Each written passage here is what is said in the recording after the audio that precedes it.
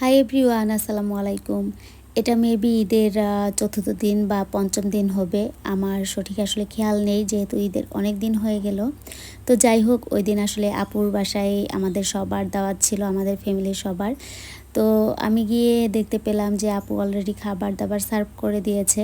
তো আমি আসলে আগে যেতে পারিনি বা যেতে ইচ্ছাও করেনি, কারণ প্রচণ্ড গরম ছিল, কোনো কিছুই আসলে ভালো লাগছিল না। তো আমি একদম মানে খাওয়ার মুহূর্তে গিয়েছিলাম। যাই হোক, আমি গিয়ে এরপর দেখতে পেলাম আপু অলরেডি খাবারগুলো সার্ভ করে দিয়েছে।